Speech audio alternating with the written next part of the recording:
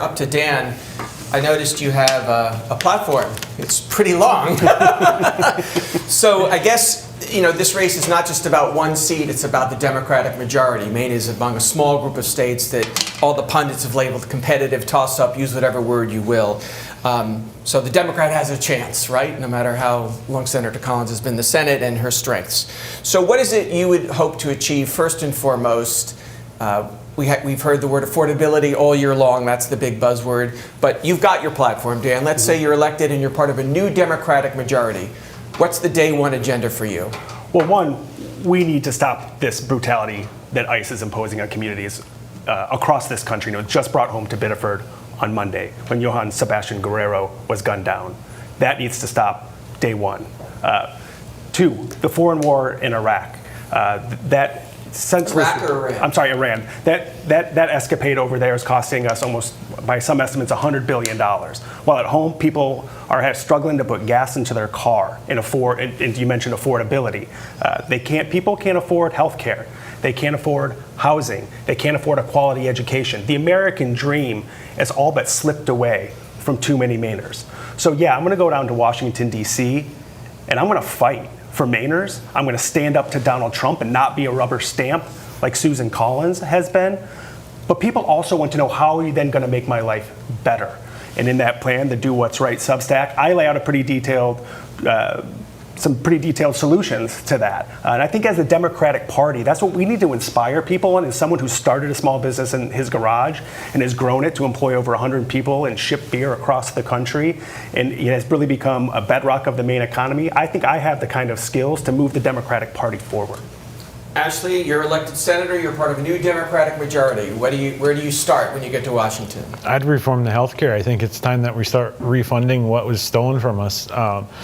It's made it more difficult to get appointments with doctors because they're understaffed. If you do get an appointment with a doctor, good luck. It could be months before you get in and get treated.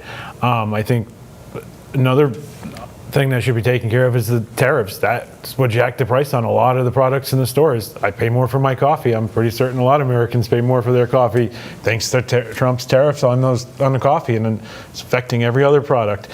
As far as Iran goes, yeah, that war should be stopped. Like, why are we paying for this never-ending war? Like, every one of those bombs they drop on them, that's more of our tax dollars going away. And then the question is, where did they get the money to fund this? They're not able to fund healthcare, but they're able to fund this war. David? Yeah, I would focus on how do we bring down costs immediately. And there are a couple of things we can do in tandem. One is we can help to raise wages by establishing a national living wage.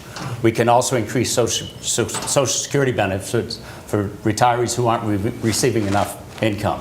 We'd also, on the cost side, I support Medicare for All. I've supported it since the 1980s. I support universal child care, which would help families with children. I'd support putting a lot more money into federal programs. There are a number of federal programs that would expand housing assistance, first-time home buyers, renters, those kinds of things. So I think that kind of focus, and I think the Democratic Party would focus very much on that. And also, to fund it, we'd look to repeal a lot of the earlier Bush and Trump tax cuts. And Lizzie, Democratic majority, you're in it. What happens on day one? So on day one, we're going to end the Iran war, and then we're going to take a look at health care. The problem with health care is that the insurance companies don't want us to look at it. So it actually would be a lot cheaper to do a single-payer system than what we have now. When I was in the Rockland City Council, I actually did a detailed Excel spreadsheet detailing how much all of this would cost. It is being blocked by people who are making money on those insurance payments. I don't actually have health insurance right now because I can't afford it. And many people are in my position.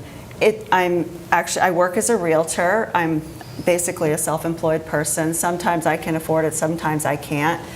It's ridiculous. We are the richest nation in the universe. Well, I'm a space weather forecaster, so there you go. But we're the richest nation here, apparently. And we don't have health insurance for everybody. We have to really work on climate. This is another factor that's actually costing us a lot of money. So right there, out of the bat.